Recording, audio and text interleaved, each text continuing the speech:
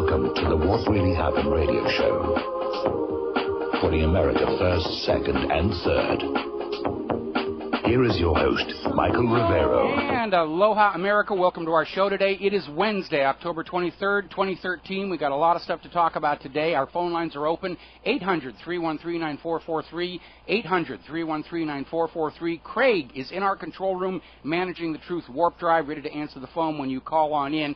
In our third hour today, Keith Johnson from Activist Post is going to be joining us talking about gun control, gun rights. We appear to be on the verge of another push to find a reason or an excuse to disarm all of Americans so they can come take your gold and your silver and your pets or whatever else it is they want to take from you to try and prop up this failing system here a little bit. As you're probably already aware, I was on Coast to Coast late last night, so I was up late, but I doubled up on the coffee this morning, so I'm all caffeinated and ready to go, and we're going to have a good show today here. Now, starting off here with Obamacare, this is really turning into something that I think is probably going to wind up in the history books as a classic example of epic fail on the part of the government and epic fail by the political parties to try and assign blame to each other. And Obamacare is turning out to be the emperor's new clothes because obviously Obama is out there trying to put a positive face on this thing, saying the idea is good even if the implementation is a little glitchy. Carney and Sebelius, they're just trying to keep going that this is a workable, working concept and just bear with us while they get the problems out. And it really isn't. From the point of view of public perception, the success or failure of a program is an all-or-nothing deal. It either works or it does not, and right now it does not. And we have people who are losing their current insurance because it's not Obamacare compliant, and they're not able to go in and sign up for the new Obamacare compliant policies through the web interface. They're being encouraged to call the 800 toll-free number, which we already know what that actually spells out. And that toll-free number, when you're finished pressing all the press 5 for instructions in Swahili, directs you back to the website. So this thing is really become an absolute joke. Now, the Republicans are back to saying this needs to be delayed. And they are absolutely correct to do so. Now, I've noticed in the corporate media, especially on Jon Stewart and The Daily Show, they're trying to say, oh, the Republicans were bad. They were trying to halt it. And yes, there's part about the Republicans are bad. No, the perception of the public, I think, is going to be that regardless of the reasons why the Republicans were trying to delay Obamacare, they were doing the right thing. It simply was not ready. And I think the Democrats realize that what was going to be their flagship campaign issue going into next year's midterm elections has now become an anchor around their necks. They're hoisting with their own petard. They're raising on a busted flush. And the more and more they push this thing, the more and more the American people are going to say, this is not working. It is a bad policy and a bad system being forced on us. And I think the American people are going to basically go back the other way and say, whatever Ted Cruz had on his mind, he was doing the right thing. Now, yesterday we were talking about the fact that somebody had brought up this idea that just because people are trying to enroll in Obamacare and they're not able to, the IRS should back off starting to impose those insane fines on people for refusing to buy if the government tells you to buy. And as you know, the official deadline is January 1st of next year, which is a little over 2 months. And the IRS is already drooling. They're getting out there. Yes, we're going to start fining them. And it's one of those classic catch-22s. Americans want to sign up but can't. And because they can't, the IRS is going to come after them, imposing these heavy fines. Well, now Jay Carney is sort of hemming and hawing that, well, if the website isn't working by March 31st, they may back off this fine thing. Gee, you think? I mean, how do you think the American people are going to view a system in which you are told to do X, and X doesn't work, and because X doesn't work, you're going to be asked to pay for it? As I keep telling you, this is a cash grab. That's all Obamacare is. It's a cash grab. This government doesn't care about your health. Or they'd be doing something about the 400,000 Americans that die every year from medical mistakes. They'd be doing something about toxic food additives, toxic vaccine adjuvants. They would allow GMO labeling, if not have an outright ban. They don't care about your health. Their attention is focused solely on your wallet, their little tunnel vision going down to your wallet and how much might still be in it that they need to keep this little Ponzi scheme economic model going. So Obama's supporters are still out there trying to basically put a positive spin on this, to turn this sow's ear into some kind of a silk purse. They're still out there saying, well, the glitches are all because this is so insanely popular. That's the reason it glitched. And again, if you go to Google, which has a traffic volume orders of magnitude above healthcare.gov, it works just fine. When you type in your search request, you don't get a message saying, we'll come back to you with your search results next February. And on the back end, the health insurance companies are going public saying the data they are getting from the system is absolute total garbage. It's completely unreliable, and they can't calculate anything realistically from their actuarial tables because what they're getting from the healthcare exchange is complete junk. Now, as we reported yesterday, there is a case making its way through the federal court system, and it's based on the fact that the Obamacare legislation allowed states to opt out of the national system if they agreed to set up their own exchanges, and many states did. And if the states opted out and set up their own exchanges, then Obamacare was not supposed to come into those states. They weren't supposed to come in and tinker. And yet the Obamacare did. And that's a violation of the actual letter of that law. So there's a lawsuit moving forward that could result in a court injunction against Obamacare, could tie it up in the courts for months.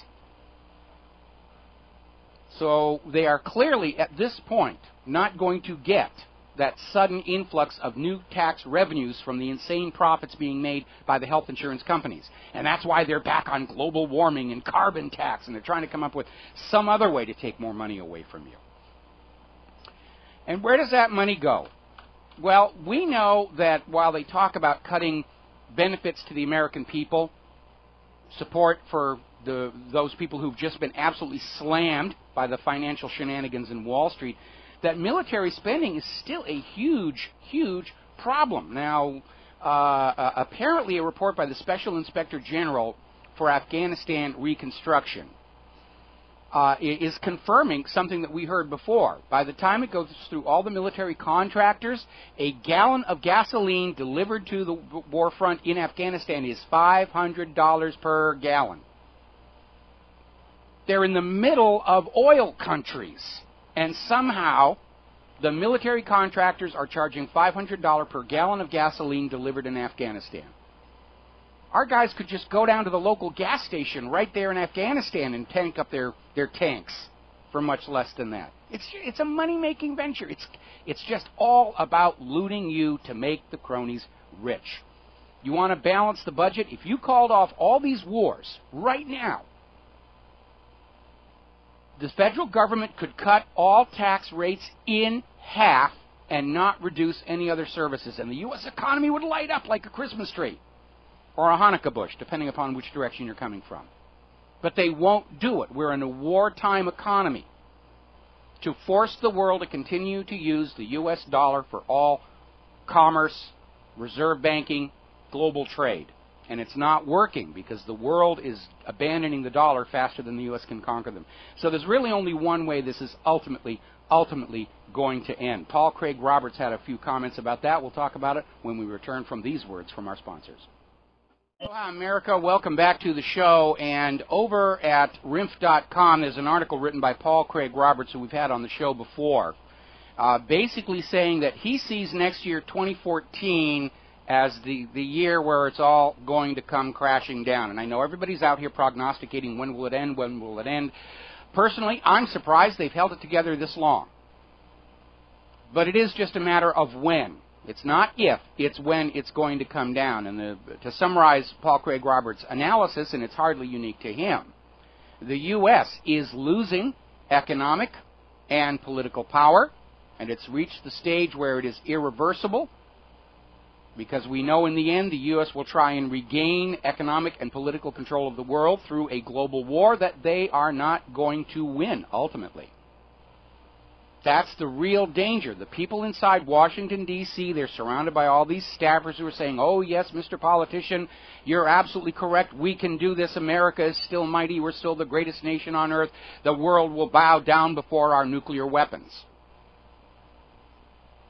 And it will go nuclear because this country, the United States of America, is militarily exhausted. All the stockpiles are drawn down from 12 years of war in Afghanistan, with no end in sight.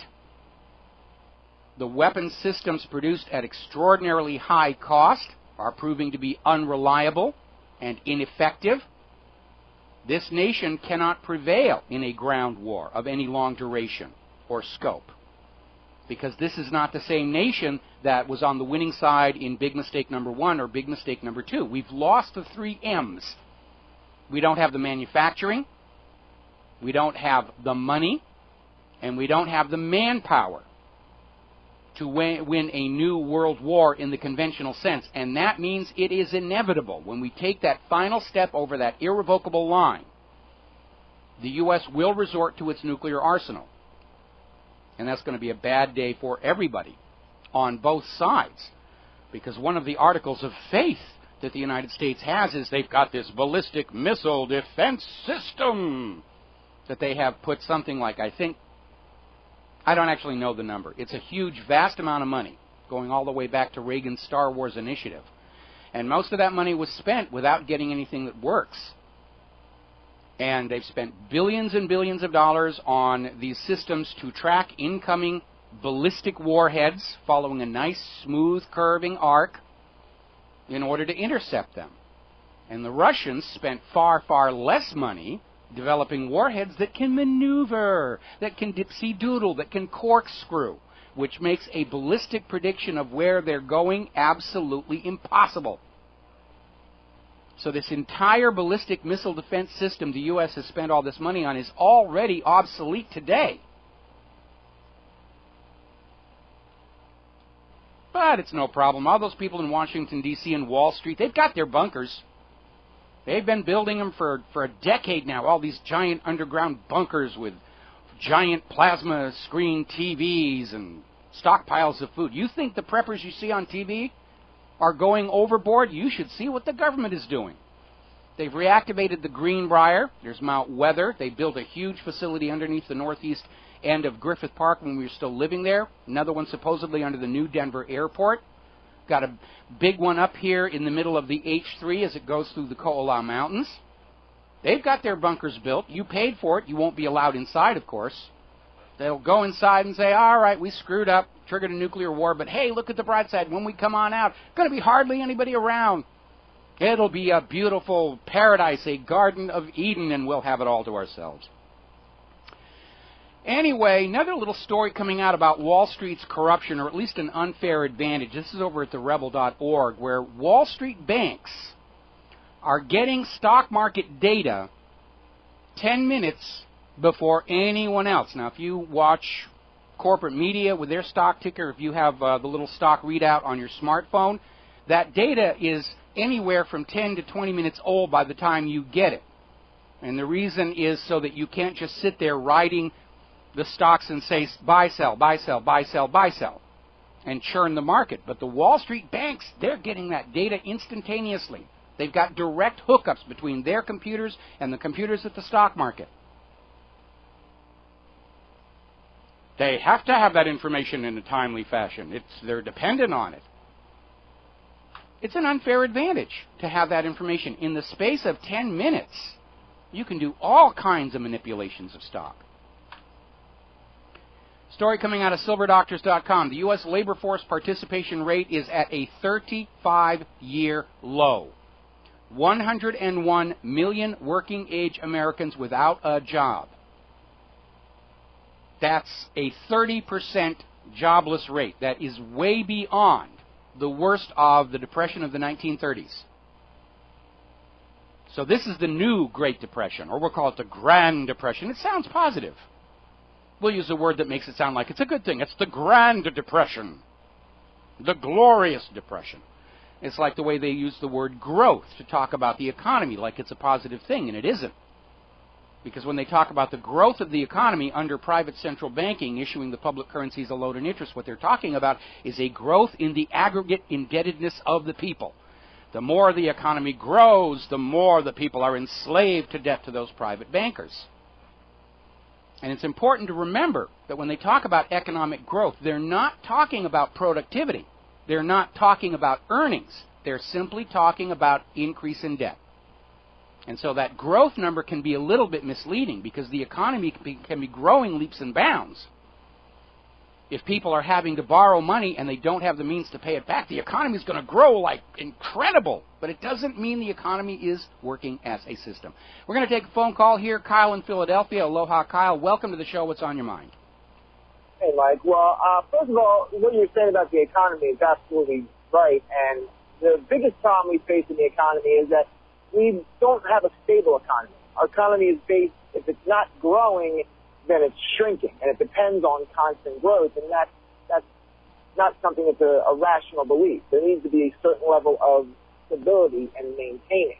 You are absolutely right here. It is an inherently, automatically unstable system, and that is why government regulation of the economy is absolutely essential to prevent a disaster. But this government has completely abandoned regulation. They're over there with the money junkies enriching themselves here. When this country was set up, and Kyle, I'm going to keep you into the next segment, so don't get upset if I talk into the commercial break on this. When this country was first set up, when there was no private central bank that was given the authority to create money, banks relied on deposits to conduct their business. And when the economy started to slow down, when productivity slowed down, people would put less money into the bank. They would borrow less money from the bank. It was a naturally stable system, unless it was being tinkered with and manipulated, which did happen. But with our current system, because it always creates more debt than money with which to pay that debt, they always have to find more borrowers to keep that pyramid going, and that is a naturally destabilizing effect. And that is why if you're going to be enslaved to that kind of a private central bank, somebody's got to keep control on it to keep it from going out of control, and that is supposed to be the federal government and the federal regulators. But when they abandon that role, when they just side on over to Wall Street and say, let's all get rich together at the expense of the American people, that's fascism. And if you look at the history of any fascist economic state, they rapidly go out of control, they go into hyperinflation, and they collapse, and that's what's happening here. Well, it's been said that our economy is the engine of our country, except the problem we deal with is our engine is a 19th century coal-burning engine that constantly needs to be fed over and over and over again, and that's no way. That's a good analogy. Kyle, that's a good analogy. Don't hang up. I'm coming back to you after these words from our sponsors. Aloha, welcome back to the show. We're talking with Kyle in Philadelphia, and Kyle, your analogy about the economy being an engine is bang spot on. I would argue, though, that the heart of any economy is the labor of the people, producing goods, services, growing crops, because labor precedes real wealth, and that is the feedstock for any economy. You can't have an economy that is solely consisting of printing up pieces of ink and paper. That is merely the device for the money junkies to take control and hijack the labor of the people to their own purposes. Now, before I let you get back on the microphone, an analogy I like to use regarding an engine being an economy is that when you have an engine, like let's say you got a big pickup truck, and you're driving that truck up a hill, the engine is the economy. Now, part of that engine's energy is used up keeping the engine running itself, overcoming friction, running the water pump, oil pump, energy loss through the transmission. And as you load more load into the truck, those are taxes. And the more you load in there, the more energy carrying the load takes. And if you hitch a trailer onto the back of the truck and you load more rocks onto that, you will reach a point where so much energy is being drained out of the system there isn't enough energy for the engine to run itself, and the engine will stutter and stall, and it will happen all at once. It's not a gradual slowdown. You'll be grind, boom, stop. And that's what's happening right now, and you will not get that engine going until you reduce that load. And that is why these cash grabs that we are seeing by the government trying to keep the economy going are, in the long run, quite counterproductive. The way to get this economy going again for the long term is to reduce taxation and cost to the people whose labor precedes all capital. And it basically underscores the fact that Wall Street is only thinking about their next quarterly stockholders report. Washington, D.C. is thinking only about the next payment they have to make to the bankers, and nobody's really thinking 5, 10, 20 years down the road what's best for the nation. Kyle, please step in here and complete the thought you were on. Well, and I think everything you said is absolutely correct and spot on, and it's a great analogy, but it's not our country. Sadly, right now, our country's economy is based on whether the driver of the car believes he can get up the mountain or not. It's all based on the confidence that the driver has in himself. This is one area that you and I do differ in, because I absolutely agree. Eventually, the fuel's going to run out. Eventually, the engine's going to stop working.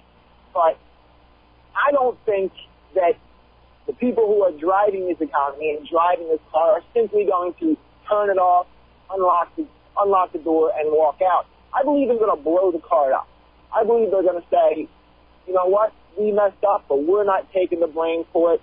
Bang, blow it all up. They're not going to simply let it die and be worked on and rebuilt again. Well, you're absolutely correct there, and obviously the belief of the driver that he can get up the hill is completely irrelevant to whether or not the load and the engine of the truck and gravity are working against him. That is a big part of the problem, because Wall Street has blinders on. They want to believe that this Ponzi scheme central bank can be made to work forever. Washington, D.C. Wants to believe they can find a way out of this mess. They haven't found it yet, but they're just going to hold it together, and a miracle will happen somewhere down the road. And they are trapped by that belief system and refuse to really look at what is obvious to pretty much everybody else in the world here. Thank you very much for the phone call, Kyle. We're going to switch over to John in Montana. Aloha, John. Welcome to the show. What's on your mind? Aloha, Michael. How are you? I'm doing just great. What's on your mind today? Well, I listened to you last night on Coast to Coast. That was a pretty interesting program. I like to listen to George at night. But anyway, you know, I'm just thinking how discombobulated everything is. And, you know, we're headed for the worst, but prepare for the best, I guess, or however you want to put it. I just thought I'd call and compliment you on your show last night. It was very interesting. Well, thank you very much for that. And to get back what you were talking about, we'd all like to hope for the best, but we need to prepare for the worst. And most importantly, and we saw this during the shutdown, people who are in positions of dependence on the government need to understand that government has become very undependable, and they need to take that into their planning. And now is really a good time for communities to start organizing their own support infrastructure for those who are food challenged or in need of some kind of aid, because the government gains power over us with this model of give us all your money and we will take care of you. And obviously they're taking all the money and they're taking care of themselves. And when it hits a hiccup, the first people to get cut off from support are those who gave the money in the first place. And along with just doing the normal prepping stuff in your own home, you should be going out, networking with your local neighborhood and community and saying, okay, you know, we have to start really thinking about how would we take care of ourselves if this government that forces us to be dependent on them should all of a sudden cut us off, because we will be the first to be cut off when things start to go really, really bad, okay? You know, I've been a feeder most of my life. I've been a certified chef since the 90s. We've done the chef and the child. I've organized donations and stuff. Like, I really respect you for what you and your wife do in Hawaii there. But, you know, I've catered firefighters to daycare centers, to soup kitchens, to, you know, and ill-prepared. And it comes down to food and water. I don't care. You can throw your gold and silver out in the middle of the street. You can't eat it. And you can't make a stock out of it or a gravy. And You know, the biggest thing is making sure that your kids are fed. They don't go to bed hungry. They don't go to school hungry. You know, there's so ill-informed people out there that you try and, you know, but sometimes they're afraid when you put your hand up and say, hey, you know, it's time to get prepared, and then all of a sudden you're an outcast because you're either a prepper or a lunatic. Well, what it is when you're out there saying, I am prepared to deal with a potential problem, is you're forcing other people to confront their own doubts. And a lot of Americans are still, they want to believe the government will always be there to take care of them. They want to believe that life is going to go on exactly as it is. And, you know, there was a joke running around, you know, how do you tell a prepper? They were the ones not going through the garbage bins for food following Hurricane Sandy. And it really is common sense, but there's still a lot of denial out there, people who just want to believe our government is good, the rest of the world is evil. My mother-in-law is a good example of that.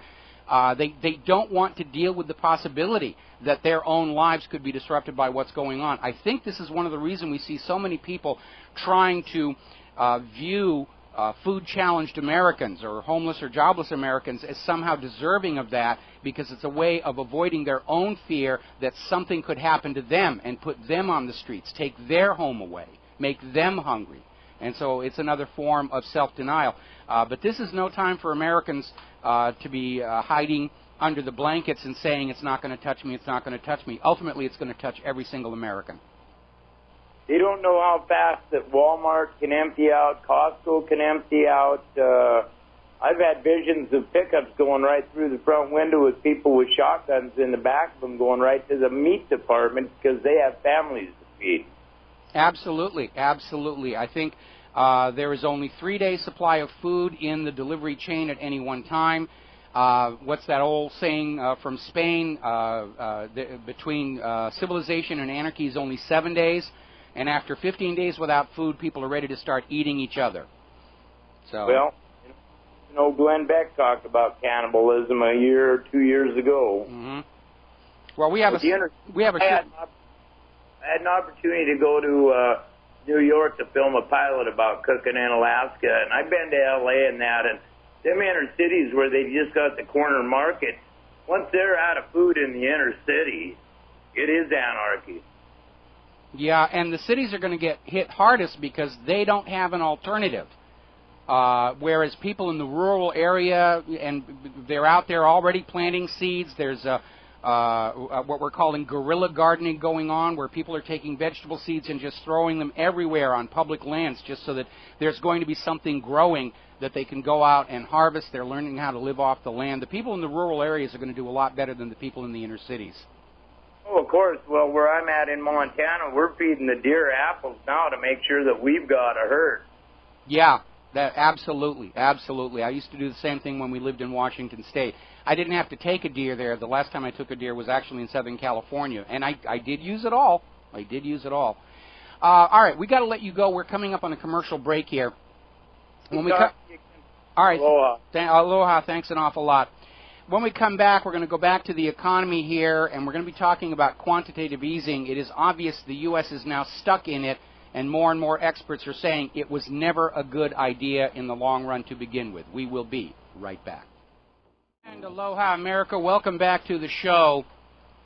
Now, a while back, some months back, we reported on the revelation that the spreadsheet model that was set up to evaluate austerity had a flaw in it. Maybe it was done by the same people who did the Obamacare website. But the government went ahead with it anyway, and even with the revelation of the error, is continuing these policies, which are causing all kinds of problems in Europe. In fact, we're starting to get word that Europe is not going to be able to avoid a default next month, which is going to trigger that whole credit default swap firestorm that everybody's waiting for. Now, over in Japan, their architect of their quantitative easing policy is saying what we all know. Quantitative easing harms the economy in the long run because it adds to inflation, and it basically incentivizes failed policy in the financial sector. And he's saying what I've been saying for months now. The Federal Reserve is now stuck in a quantitative easing trap. They can't stop. Wall Street and Washington, D.C. are now on life support. They're dependent on that little IV line going right into the arm, pumping in $40 billion in newly created money every single month to keep things going. If they pull out that IV line, Wall Street will collapse. Washington, D.C. will collapse. We were all told this was temporary. We're just going to have to do it once and everything will be better. Then there was quantitative easing 2 and quantitative easing 3 and quantitative easing infinity. And now it's a permanent policy. We're heading into Zimbabwe territory. We're going to grab some phone calls here. Scott in Wisconsin. Aloha. Scott, welcome to the show. What's on your mind? How you doing there, Mike? You know, Mike, it is amazing. I want to give kudos to that last caller about that situation with the food and the food and it's more important water than gold and silver. Mike, I was talking to my friend the other day that I've been with. He woke up to this situation about these people that you talk to, and he goes into work and talks to these people, and they think he's a nut and crazy. And, you know, Mike, these are the people that are really going to go through a hard time down the road because they sit there and say, oh, guys, you're crazy, you're a fake. Well, Mike, the verdict is this. What can you say that after 9/11, folks? Can you say that things can't happen after 9/11? These people and worse that the government and the worst that the government won't do it to you to get some kind of an agenda or to trick you out of your money and obedience, whether it's 9/11 or global warming. Or Assad's gassing his own weapon. What's going on for a lot of Americans is the government is assuming the psychological position of a parent. They want all Americans to be like children, dependent on government to hand out the food and the security. And if you've ever seen a child or even a spouse in an abusive relationship, they cannot see the person that they're dependent on in a bad light, because it calls into question their own future security. And so you will see abusive children grow up thinking that they must have done something wrong or bad to deserve that treatment. An abused wife thinks, oh, it's got to be something with me. It can't possibly be my husband who's bad because, you know, I'm dependent on him for food and so forth. And we're seeing that same sort of abused spouse, abused child syndrome in a lot of the American people. They don't want to have to confront the fact that this government has gone horribly wrong if they are in a position of dependence on them. And the government encourages this. That's why even as they're cutting food stamp money, they're still advertising for people, come on down, sign up for food stamps. They want to create a situation in which everybody is dependent on the government for their next meal so that we will stay silent and not question what they're doing. Well, Mike, you know, the bottom line is that I challenged everybody. Mike, I mentioned this in the past, and I'm so thankful, Mike. You know, I've been talking to you for so many years, and sometimes we have our disagreement, but brother, you have totally woke up to this situation of this Ponzi scheme and all this. And you know, Mike, I wanted to go back to saying that you're a true brother. And you stand up with the truth. But the problem is, Mike, these people are in monetary bias. And you wonder how they are after 9/11. I mean, I was watching this YouTube a while back, Mike, about this retired sergeant. And you know what he said, Mike? And I'll end with this. He said, if you guys are not woke up now by 9/11, I don't feel sorry for you. You know what, Mike? Those are true words. Take care, brother, and get some sleep tonight off that big night you had. I didn't get a chance to listen to you, but I bet you let some fireballs off. Take care. I love you. God bless. All right, thanks an awful lot. And actually, today's a busy day, too, because after my own show, I've got 2 other interviews on 2 other radio shows that I'm going to have to get to. So the coffee is perking, and we're keeping myself caffeinated. And again, going back to 9/11, we need to understand, throughout all of American history, the government creates these crises to manipulate us. And that is another reason why people should not want to be dependent on a government that rules them through lies, fraud, and deception. Back to the phones. John in Barbados. Aloha. John, welcome to the show. What's on your mind? Hello, Michael.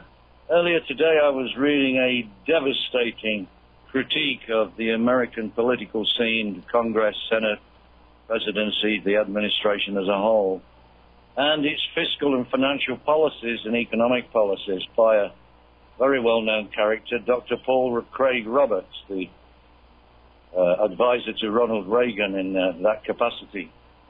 And the way I see it is that with so many unemployed and underemployed people requiring benefits of various kinds, and probably 35 to 40% of those who are actually employed are sucking off the system because they're working for the government. What chance does the American economy have to recover when there are so few people in actual productive industries? Well, we had that article by Paul Craig Roberts linked to whatreallyhappened.com, and I remember a few years back, before things really got bad, there was this running joke about an American company and a Japanese company getting into a rowing race. And the Japanese company sent 9 rowers and a coxswain for their boat, and the American company sent a coxswain, a vice coxswain, an inspector of safety, and so forth down, and only 1 rower. And, of course, they lost the race. So the American company held a management review to review what was going on and why they were being beaten so badly by the Japanese, and their conclusion was that the 1 rower had to row harder. And it actually is very true. American companies are hugely management-heavy, because everybody wants to wear the suit and tie, and they want to be in the front office, and they want to flirt with the secretaries.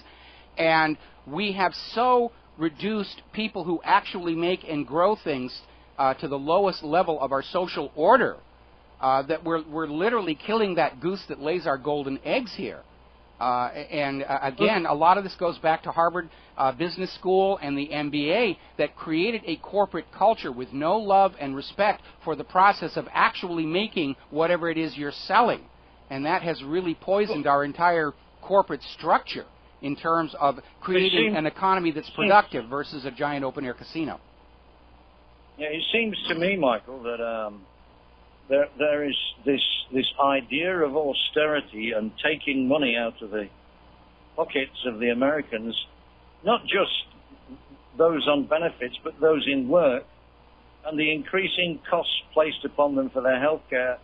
All it's doing is actually reducing the discretionary income that people have to spend in goods and services of others. And that is just a spiral downwards in the economy. Discretionary money is going away. In addition to the high taxes, the government is now telling us what we must buy with what little bit they leave us. And it's another form of taxation. It's covert, but it's another form of taxation because the government spends your money for you. We got to take a break for Phyllis Shapley and commercials. Thank you, John. We've got 2 more callers waiting. I'm going to ask you to wait for a few minutes. We'll get to you as soon as we come back from this break. Aloha, America. Welcome back to our show, hour number 2. We're going to go back to the phones here. Wes in Idaho. Aloha, Wes. Welcome to the show. What's on your mind today? Wes, are you there? All right. Can we go over to Ralph in California then? Ralph, aloha. Welcome to the show. What's on your mind? Hi, Michael. It's Ralph again. And listened to your show yesterday, coast to coast. Good job. And guess you're moving on up, or, I don't know, moving on up. Just, your show's... I prefer to think of it as becoming notorious. Being known. Because, your show's excellent. So it's like... George Norrie, he's there. It's more cream puffs. And when you're on there, it just amplifies it much better. Well, thank you very much. They've indicated to me that they're going to make this a regular thing. Yeah, I think it's great. They need that, and it's awesome. Hey, I'm calling in regarding preparation and stuff, and I'm starting to build up, doing stuff. And one of the things is just having clean water. And there's 2 things I'm doing. Well, one thing I bought is those 2 things. It's going to give us clean water now and be able to provide me for the future. Is, those atmospheric generators, atmospheric water generators? Yeah, I know. They work by condensation. Yeah, well, I didn't buy that. I said, you know what? It's a dehumidifier. And I go, well, okay. And I told my buddy that's what I'm going to do. And he said, well, get a construction grade. Well, the problem is they do take a lot of energy to run. And an atmospheric water generator makes sense if you also have a really powerful electrical generator and a lot of fuel to run it. Exactly. Well, I plan to build up on my solar panel kit just to go ahead and handle that. Okay. What I got was it's either a 50 pint, I'm going to find that out, or 90 pints, so either 6 gallons or 11 gallons. So my main thing, no matter what, is to have clean water. And then I'll just filtrate it, do a filter system with a Berkeley water filtration system. Those are good. But, because I want clean water. That's it. There's no fluoride, no anything else. So, and another key thing is you build up your survival kit is duct tape. Yeah. Pretty handy to have. Yeah, the military grade duct tape. A lot of the stuff they sell at the hardware stores just doesn't live up to the reputation because it's all value engineered, But another source for that, for the really good stuff, filmmakers call it gaffer's tape. And that is really much closer to the original cloth and gummy duct tape that was all originally missile tape. Believe it or not, it was actually developed to strap down the wires on the outside of Atlas missiles because they didn't have tubes going through those fuel tanks. They just ran the wires down the outside, taped them down, and that was how they made that happen. Interesting. Well, I just wanted to bring that up. So people can just buy a $200 dehumidifier if they want to do that, and that's not a whole lot of power consumption versus the one I was able to get lucky. It's $1,100 unit for $100 on Craigslist. So I got lucky. Well, listen, I don't know how much land you're sitting on, but you might also want to look into just the idea of a solar still, because those can be built. I want to do that too. Yeah, those can generate a lot of clean water. Without, just working from sunlight, assuming you live in an area where you've got ground to put out solar stills and there's a lot of moisture inherent in the ground. I'm in the city. Then that lets that idea out of that completely. All right. Well, anyways, I just wanted to bring that up. All right. Well, Wes, thank you very much for that. We're going to switch over. Oh, no, I'm sorry. You're Ralph, and I guess Wes in Idaho never came back, so the phone lines are open. And let's get back down to the economic news. It appears that down under in Australia, the Australian government has now fallen into the bailout trap. Australia's new Conservative government just gave their central bank a multi-billion-dollar cash injection, saying it is necessary to protect the nation from potential global economic shocks. Well, the best way to protect your nation from potential global economic shocks is to start unplugging from that global banking network, because that is where the risk is. And one of the reasons I have argued against globalization, whether it's of the economy or of nations, is those national borders serve the same function that fireproof doors do in a building or watertight bulkheads do in a ship. They contain a problem.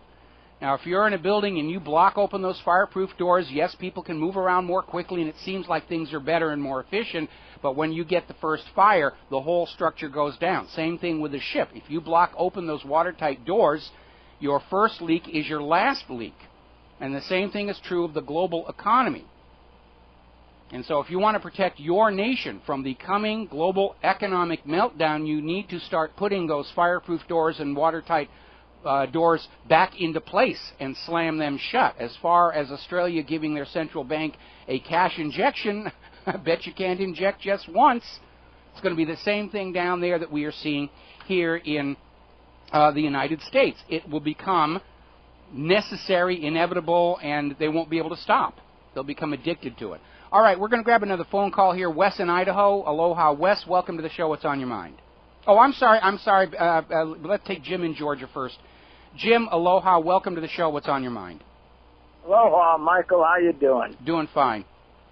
Okay. I read in the paper, China sent dog jerky here, and 600 dogs died from the jerky, and there's thousands that were sick. And what tickled me is China now wants to take chicken from the United States, take it over there, process it, cook it, and send it back to the United States. Now, what do you think about that? Well, I think we need to be looking very, very carefully at just who it was who made the decision to buy that particular product and bring it into the United States of America. And I'm seeing a lot of gratuitous China bashing, and the reality is China is going to make and sell what the people doing the buying want to buy. Now, China makes some very good products, like the Apple products are manufactured in China, so we know they can do a quality product. But if you have American importers who are saying, give me the cheapest thing you can make, China's going to say, well, if that's what you want, that's what we'll give you. And so the issue for me isn't so much, it's not like China forced America to use melanin or this jerky or other cheap products. Some American importer said this will maximize our profits and we don't really care what's in it. So I think we need to really look at what's going on. China's going to sell whatever anybody wants to buy, and let the buyer beware. And if you have American buyers who are buying these products to then resell to the American public, I think the blame falls on them rather than on China. Now, I don't know what was in this jerky that is killing the dogs. Was it a product intended for dogs, or was it intended for human consumption? Because it was intended for dogs, and it was a dog. Killed in the United States, and thousands of them sick. And they just said in the United States 600 died. They didn't say what other countries died. The animals died of that product, you know. But it just scares me to buy a product from China that is not regulated. Well, I think the regulation, the United States can't regulate China. What the United States should be doing is regulating our own borders to say unsafe products are not allowed in. That's the way this is supposed to be done. But just like our border with Mexico is wide open for illegal immigrants, our national borders are wide open for unsafe, dangerous products. That's where the enforcement needs to be happening, and our government has dropped the ball on it, and they want to just say, oh, it's China's doing the evil China. Don't blame us. Where's the USDA? Where's the FDA? Where are all these heavily taxpayer-funded agencies that are supposed to be keeping a watch on the safety and efficacy of products in our stores? That's who dropped the ball. Right. I agree, Michael, but I'm just very suspicious about buying a product from China now. So, well, like I said, China does make good products, like the iPhone and the iPad. Got to take a break for commercials. Back with Wes in Idaho after these few words. Bye-bye. Aloha, America. Welcome back to the show. We're finally going to get to Wes in Idaho. Aloha. Thank you for waiting. What's on your mind today? Hello. Are we on? We're on the air. What is on your mind? Okay. As a long-time RBN listener and supporter, I object to be calling a kook and... okay, thank you very much. Okay. I was kind of expecting that after last night, coast to coast, all kinds of... the vast majority of email I got from that was obviously positive. Actually connected with some people I hadn't known in Hollywood for years who said, oh, you're cool again. Anyway, getting back to other stories. Speaking of Australia, we were talking about Australia injecting money into their central bank down there. The Australian government is now finally acknowledging that the massive wildfires that are still going on around Sydney were started by military explosives training. Oh, let's go out and learn how to blow things up. And apparently they weren't very careful with the ground cover or the wind, and the wind just blew the sparks, and it's a huge, huge disaster out there. So apparently the biggest military threat to Australia right now is their own military. Alrighty, now then, over in the European Union, we're seeing an article out of wakeupfromyourslumber.com, again reinforcing that more and more top economists are saying austerity does not work and will not work. And again, we reported earlier this year that the spreadsheet model that was used to sell the idea that austerity was going to work to save countries from economic problems had a major flaw. Some of the equations were wrong. Whole areas of data were not even referenced. They weren't even included. And the spreadsheet was flawed. Nobody double-checked it. Just like Obamacare software system, they said, okay, we've got it. This says that we're right to do what we're doing, and they went ahead and did that.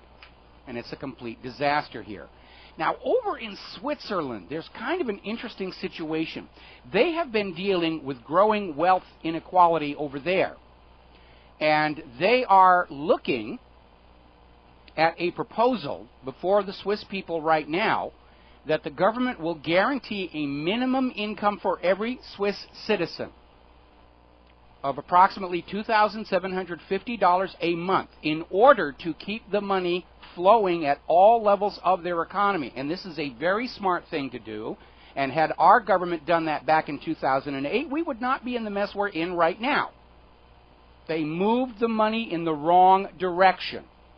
They took trillions of dollars away from the American people to give to the banks to loan back to the American people at interest.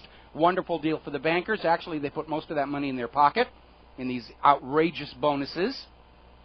But for an economy to function as a system, money must be flowing at all levels of society and into all necessary sectors of investment. And right now, the United States economy is all geared around financial manipulation and Wall Street, and they're piling the money up over the 1%. And they've starved the rest of the nation for enough currency to conduct commerce, unless you want to borrow it at interest so the banks get a piece of the action. And necessary and important sectors for investment in this country are being neglected. And I have an article I wrote called The Fatal Flaws in Wall Street's Theories, which I will reprise to the front page of whatreallyhappened.com on the next commercial break. Meanwhile, we're going to take a phone call. Tate in Michigan. Aloha, Tate. Welcome to the show. What's on your mind? Hey, Mike. I was calling you back yesterday. I wanted to get talking about the Karen Hoodis thing, and you mentioned something that had to do with gold, but it doesn't have anything to do with gold. That here's a woman that she was an attorney for the World Bank for 21 years. Mm-hmm. She's a whistleblower. She addressed Congress in 2007, actually the Treasury, about the fraud and corruption. Mm-hmm. She was warning that if we don't change our ways, we're going to lose our gentleman's agreement to appoint the managing director of the IMF and the World Bank, and that did happen in 2010. In '99, she ran the whole corruption investigation in the Philippines with Joseph Estrada and the losing. Yeah, I'm familiar with her background. Can we sort of get to the point here?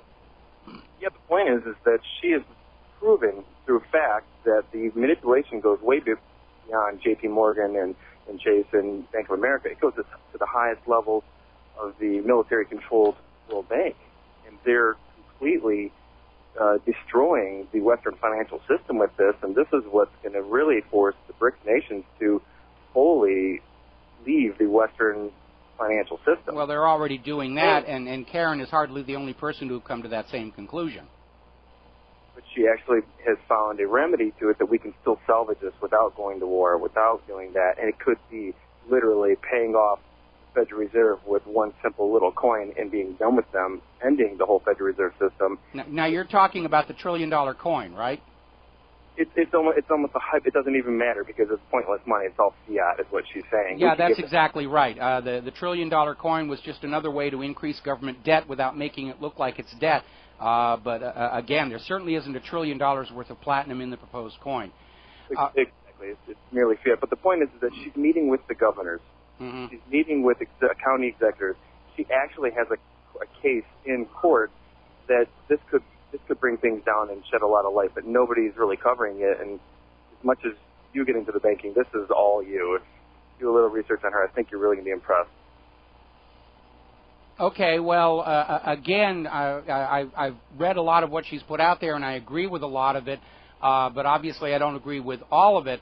And apparently she's being credited with this statement that there's a vast hoard of gold bullion here in the state of Hawaii, and the amount of gold that she names in that claim is, according to some estimates, that's virtually the entire world's gold supply. And right now, when you've got the New York Federal Reserve and the Bank of France and various other recognized gold bullion centers having leased out their gold and unable to get it back, it would stand to reason that had there been any significant amounts of gold bullion here in Hawaii, it too was probably leased out and they can't get it back. It doesn't really fit with the rest of the model of gold manipulation for there to be a significant, huge stash of gold here in Hawaii. Now, there is gold here in Hawaii. There's no question about it. We have gold just like everybody else, gold jewelry, and there is certain amounts of gold coin and gold bar in trade here in Hawaii. But this huge, vast sum that is being proposed, that doesn't pass the smell test. Well, the only misquote that I've heard her actually say was they were talking about the 300 tons of gold that Germany wanted back that we reneged on, and she even calls it an act of war. She missaid and said 300,000 tons. But other than that, I have not heard that she's quoted as saying there's these vast amounts in Hawaii. Okay, well, we had a caller who was saying that yesterday, and again, I haven't gone back to actually confirm whether or not she herself said that.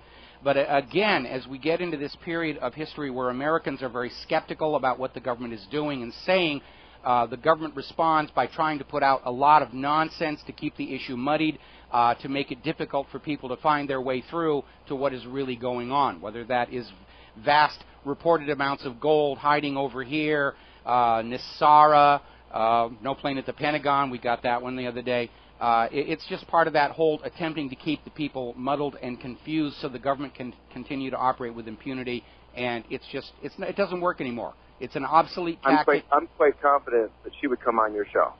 Well, I will look into some more of her writings and see about maybe getting her on the show. But again, I need to go back and fact-check this issue about the gold that's supposed to be here in Hawaii, because that absolutely does not make any sense at all, given the extreme shortage of bullion among those money center banks and gold brokerages. All right, we got to take a break for commercials. We'll be right back after these words from our sponsors. And aloha, America. Welcome back to the show here. Now, as I mentioned earlier in the program, over at investmentwatchblog.com, they have an article where the member states of the European Union have failed to reach an agreement on their supplementary budget, and they're looking at a $2.7 billion shortfall going into next month. And they're scrambling to basically find some way to paper over that problem. And again, the problem with the European Union is that they, like the United States of America, are enslaved to a privately owned central bank that issues all currency as a loan at interest, a system which by design always produces more debt than money with which to pay that debt. And that's why every single nation on earth throughout history with the same banking system winds up drowning in debt and the bankers owning everything. The United States fought a revolution to break free of this kind of banking system, only to have a corrupt Congress and a corrupt president sell us back into the same form of slavery 100 years ago. Now, the reason this is a concern for us all is that Wall Street has sold an estimated $90 trillion worth of credit default swaps against Europe's debt. When Europe defaults, the people holding those credit default swaps are going to be pounding on Wall Street's doors demanding payment. Wall Street does not have the cash reserves to make those payments. I'm going to wager a plugged Turkish piaster right now that somewhere between now and the middle of next month, the Federal Reserve will very generously create U.S. dollar equivalent of 2.7 billion euros and send it over to Europe to prop up their banking system, keep that bottom of the ledger in the black in order to prevent the triggering of those credit default swaps. But this is not a solution. They're just gaming the system. And every time that Federal Reserve puts out a new round of freshly created dollars, either ink and paper or in the computer, it steals real value from the money you've already worked for, earned, saved, put in your pocket, buried in the mayonnaise jar out by the pineapple plantation. It's like Lord Voldemort is over at the Federal Reserve waving his magic wand, and the money, the value of the money vanishes from your pocket by magic and appears in the pockets of the bankers. It's the way the system is set up. Back when the United States had money that was based on units of value, silver, gold, copper, nickel, once that money was in your pocket, there was nothing the government or the bankers could do to change the value of that money. Now, with all of this paper and ink and computer instant creation, no matter how hard you work, no matter what you put in your pocket, at any moment, the bank and the government can say, it's only worth half as much as it was yesterday. And they've done it before, too, back in the mid-90s. They did a sudden devaluation of the dollar versus the Japanese currency, which triggered that Japanese real estate buying boom. And all of a sudden, overnight, Japanese imported products that Americans wanted to buy doubled in price. Because Americans lost control over the value of their own money. And that is one of the first effects that you have when the public currency ceases to be a public utility and becomes a privatized for-profit opportunity for the banks.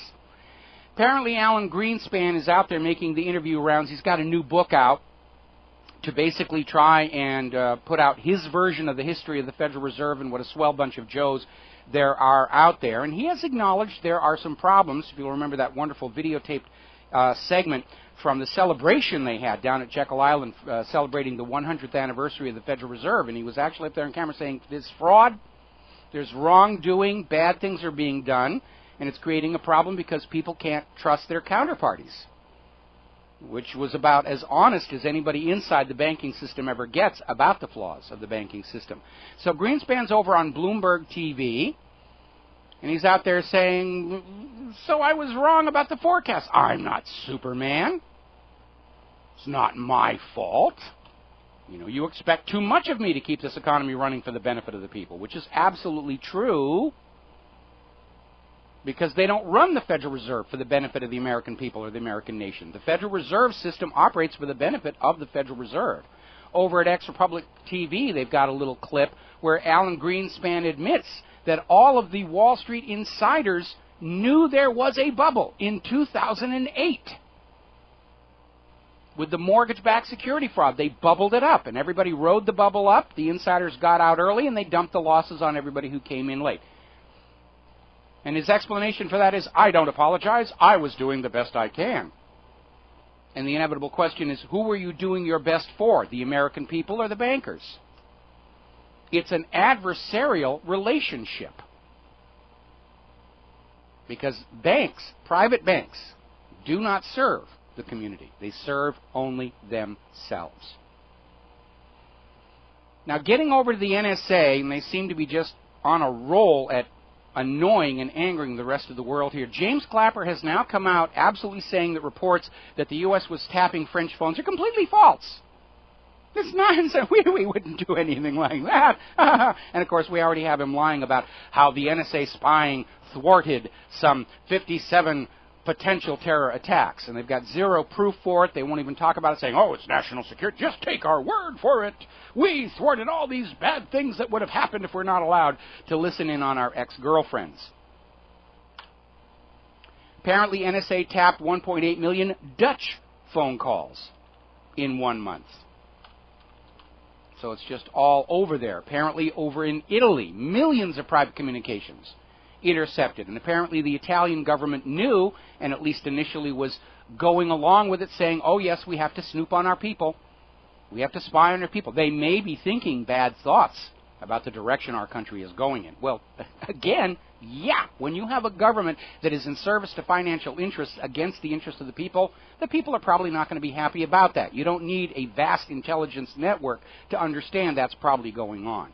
But the biggest scandal going on right now is that apparently they have determined that the NSA spied on German Chancellor Angela Merkel's cell phone.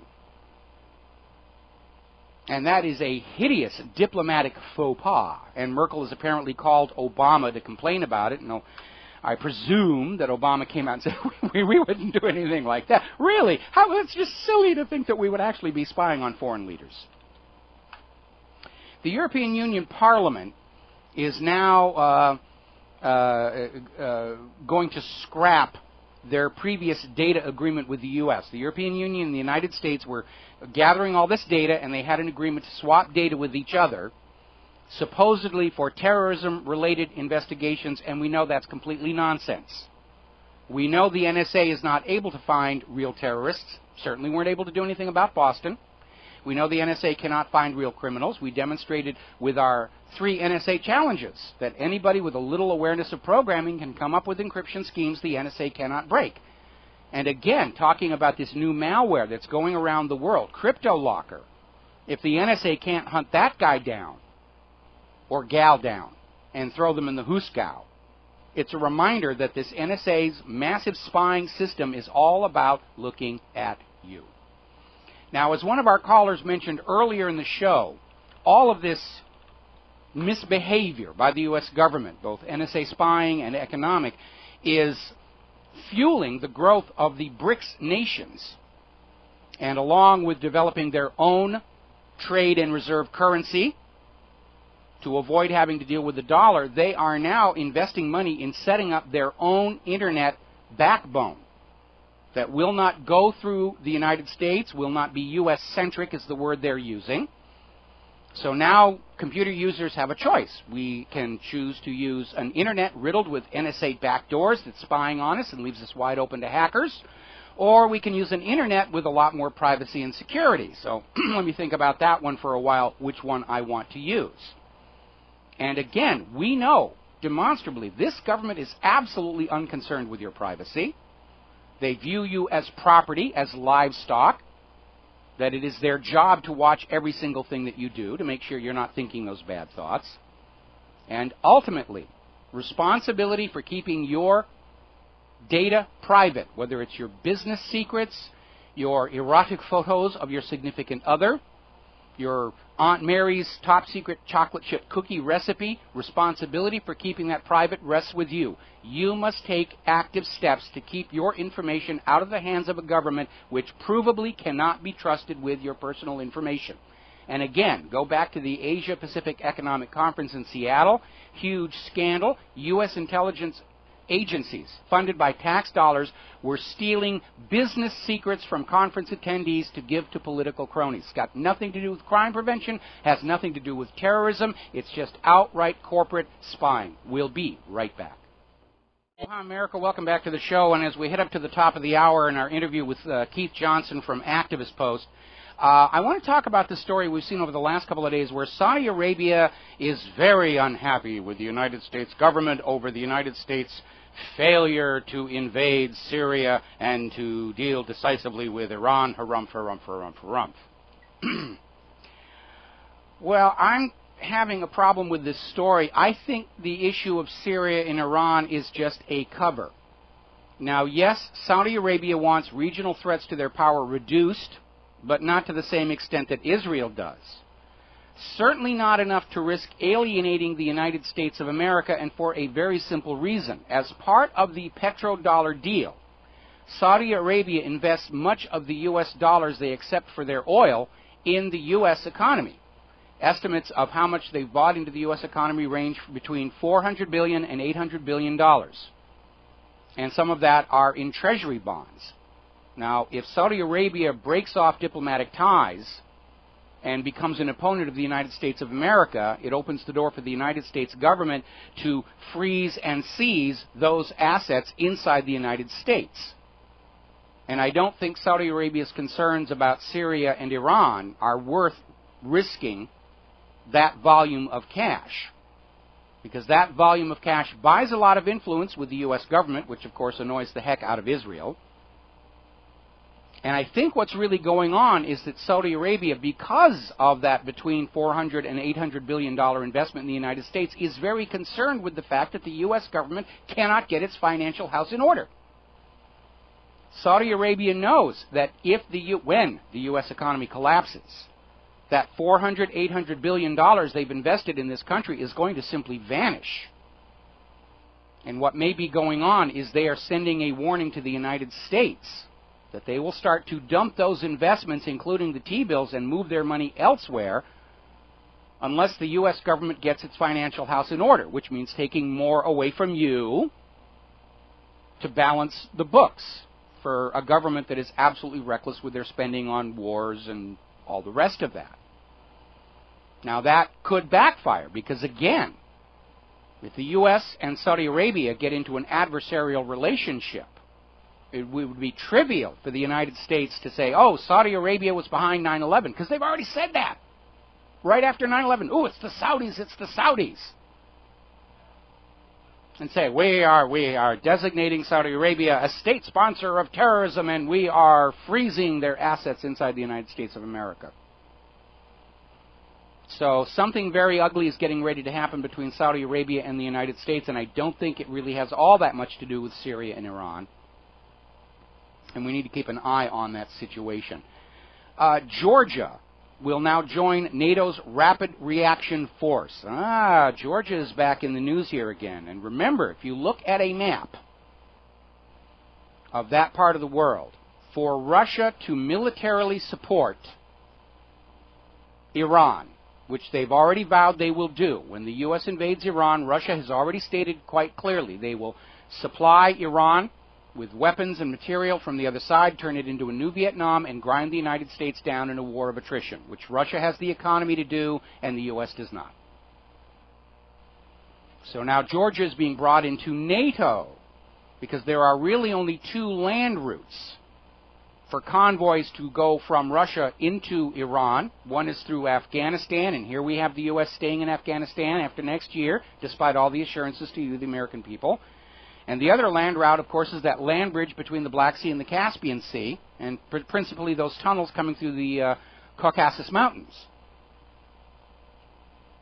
And so now if they can basically get Georgia into the NATO alliance, then they have a blockade on that land route. And I think that's the reason why they're once again getting Georgia militarized, getting them part of NATO.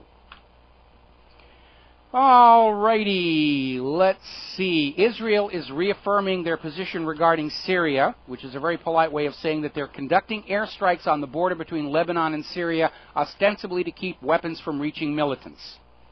So Israel's out there bombing again. We know that yesterday it was reported there was an incursion by armed Israeli troops into Lebanon. They walked across the border into a village. It's a clear provocation. They're daring Lebanon or Hezbollah to strike back, at which point they'll say, Lebanon's attacking, Hezbollah's attacking. We didn't do anything wrong.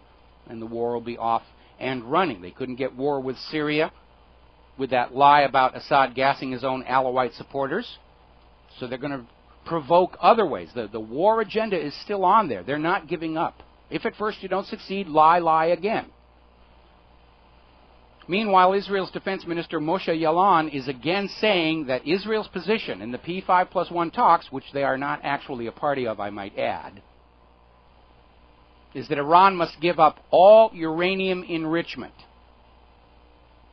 Now, ostensibly, this is all about Iran's nuclear weapons, which they don't have any more than Saddam Hussein had. But Iran is allowed, under the Non-Proliferation Treaty, to have nuclear power generation, medical isotopes, other benign, peaceful industrial applications of nuclear technology, which form part of Iran's exports, which are directly competing with Israel's nuclear exports, not including the clandestine nuclear weapons that Israel has been caught trying to sell to other countries.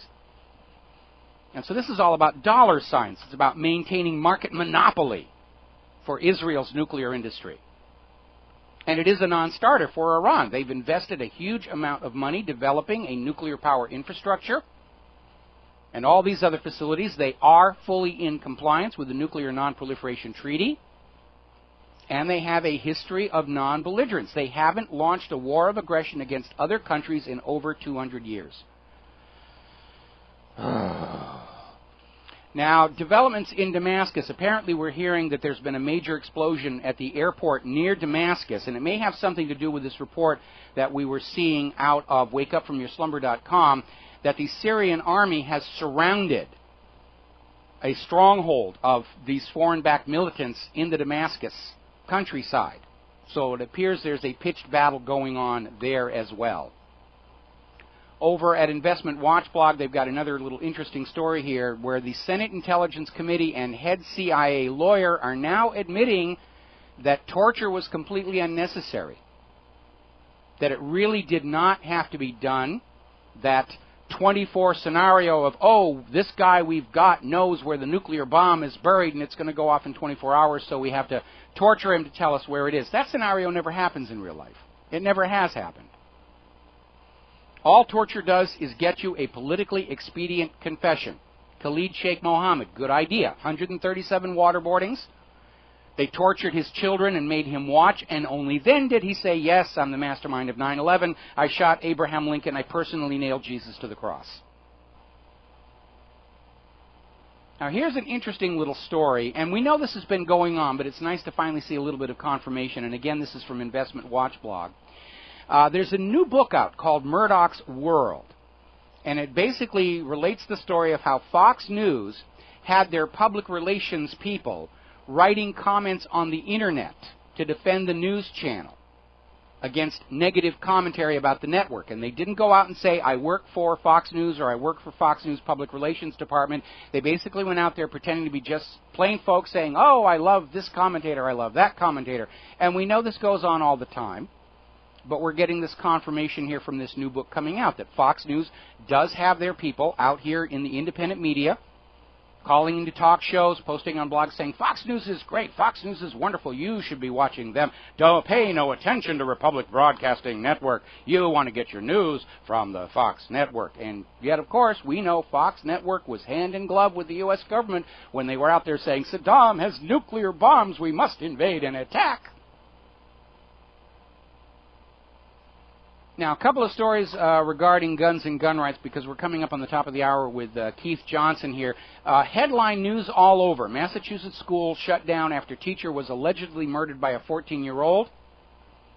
Math teacher was found dead outside the Danvers High School. They've got a suspect. What are they not telling us? Was this kid on medication for ADHD? They'll never relieve that. Meanwhile, out in California, sheriff's deputies shot a 13-year-old for holding a toy gun. That's not getting the same media coverage, is it? We'll be right back after Phyllis Shapley and these commercials. And aloha, America. Welcome to our show. And joining us for our third hour is Keith Johnson from over at Activist Post. Keith, thank you for spending time with us today. Oh, real good. Thank you, Mike. And it's American Free Press. I'm sorry, I mistook. I must have mistyped here. No, but I would be honored to be considered part of Activist Post. They're real good folks over there. But yeah, I'm currently writing for American Free Press. Okay, well, it doesn't really matter. I'm glad you're here on the show here. And the topic under discussion for this third hour is it appears we're heading into another phase of an attempt to demonize law-abiding gun owners and guns. We know this government is trying to find some way they can convince Americans to surrender their guns. We're seeing all of these attempts to rewrite the Second Amendment, even though the United States Supreme Court already ruled in the Heller decision that the Second Amendment confers an individual right for the American people to keep and bear arms. And we're seeing textbooks in the schools are literally rephrasing the Second Amendment to make it sound like only government-organized troops are allowed to have guns. It really is an onslaught on this most basic freedom and right of the American people. Yes, you're right, Mike. As a matter of fact, I've been writing extensively on a lot of the gun control measures that have been pushed here in the last few months, and also about many of the people who have been successful in repealing some of these laws, or in the process of getting these laws repealed, most particularly in Colorado. There were a couple Democrats on the state Senate who were removed just recently due to the efforts of some brave Colorado citizens who said, no, we don't want this. They wanted to expand background checks, magazine capacity, things of that nature. And they were successful. Just a grassroots effort from people who just got up and said no. And a lot of these were women. As a matter of fact, earlier this year, there was a lady who was the victim of a brutal rape by the name of Kimberly Banks, I believe her name is, or Kimberly Weeks, that's what it is. And she testified with a handful of other women to say, please don't take our Second Amendment rights away. She was instrumental in getting a lot of people to step forward and say no. And there was a group called 1 Million Mothers Against Gun Control, which was formed earlier this year, back in January, in response to a lot of the hype that came out of the Sandy Hook tragedy. They saw these women coming forward, this 1 million mothers for sensible gun laws. So this was a counter movement, and they've managed to get 25,000 members here within the last few months. But they were also instrumental in stepping out, knocking on doors, getting people to the polls, and getting these people removed. So while there's a lot of bad news out there, there is a lot of good news as well, Mike. Well, we need to basically look at maybe in a way reframing the gun debate. because a lot of the pro-gun activists are going back to the original purpose of the Second Amendment, which was to arm the American people against abuse and tyranny by the government. And that is very threatening to those Americans who still cling desperately to the belief that government is good and should never, ever be questioned or challenged. But we know in this country that law enforcement, along with just brutalizing the American people, has dropped the ball when it comes to enforcing the laws and dealing with regular street crime. We know that crime is going through the roof, driven by the economic downturn. We know that local communities are diverting their police resources into traffic enforcement because that generates revenue. And I think common sense has to tell you that we, the people, have a right to keep and bear arms equal to, if not superior to, those in the hands of the criminals. And we know our government has been sending down to these Mexican drug cartels the very sorts of military-style weapons they're trying to take away from us. Now we're finding out these Mexican drug cartels are getting hand grenades paid for by the U.S. taxpayer. And it really is very absurd because these guns come back across the border into the U.S. culture. We know the criminals have these guns. Why are law-abiding citizens denied possession, denied the right to own exactly those same kind of weapons with which to thwart crimes in progress? Because the reality is the police are rarely there to stop a crime in progress. They'll show up after it's all over. They'll pose with the dead bodies in their nice shiny uniforms and their brass buttons for the press cameras, but they are not there in time to stop the crime from happening in the first place. But we know that something like every year 1.6 million crimes are thwarted in progress by law-abiding citizens with legally owned guns. And I went through this myself back when I was living in Southern California about 20 years ago, where I chased a burglar out of our home. And I didn't have to pull the trigger, and I was very happy about that. And I called the police to report the attempted burglary. They didn't even show up to take a report. They don't want reports about how citizens are protecting their own homes and their own wealth. It doesn't help sell the idea that we have to always pay for larger police forces with armored cars and LRADs and the rest of that. But the reality is the police don't get there in time to deal with the crime. They're always there to clean up the mess afterwards and promise justice, which means revenge and retribution. And even then, I think the current statistic is that if you are unknown to the police databases and you go down to a convenience store in some part of town where they don't know who you are and you rob that store, there is less than a 1 in 33 chance you will even be arrested regarding that. So that's how out of control crime is. So in that context of a citizenry that has a right to defend themselves from crime in an age where the police just aren't there to do it, that alone tells us we should have a right to all of the weapons that the criminals have, which is high-capacity magazines, military-style rifles. We do have a legitimate need for those in a high-crime situation. Most definitely. And going back to what you started with, saying that the police, the law enforcement agencies, especially the local ones out there, are ready and willing to enforce a lot of these gun control laws. And I just recently spoke to a candidate for sheriff in the county of San Bernardino in California. Now, folks, San Bernardino, California, the county, is the largest geographical county in the United States. It's the second largest sheriff's department in California. I don't know where it ranks in the rest of the nation. But this gentleman I spoke to, he has 30 years of law enforcement experience. He's an oath keeper. He's a member of the Constitutional Sheriffs and Peace Officers Association. And he's running for the office of sheriff in San Bernardino County. And this really is important, folks, to understand that one of the last lines of defense against federal takeover of your local communities is your sheriff. And currently there are about 500 sheriffs who signed on to Sheriff Mack's Constitutional Sheriffs and Peace Officers Association. This gentleman, Paul Schrader, who I spoke to recently, this article will be coming out today, as a matter of fact, on the website. He's part of this. But you see, the sheriff is an elected official. He's accountable to the people. And these people who are constitutional, or who claim to be constitutional sheriffs, have taken an oath to the Constitution and refused to be a part of any illegal, unconstitutional gun confiscations.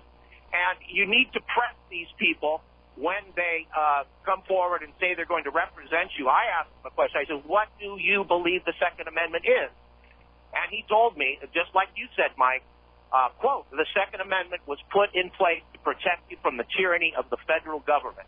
And he said, I truly believe that if they are allowed to carry a machine gun, you should be allowed to carry a bazooka. Now, that's the kind of person you want there. Now, whether or not, a lot of these people that are candidates, they say one thing, and then several years down the road, you have to find out if they actually live up to, their pledges. I think that one thing we should implement, is that we should keep these politicians accountable. And I would suggest a capital offense for those people who go back on their campaign promises. Don't promise something that you cannot follow through with. Well, that's one of the big problems with our political system. We have to take a break for commercials, and when we come back, I'm going to follow up on that exact comment about why we have politicians who feel they can lie to us during campaign season with impunity. We'll be right back in 3 minutes.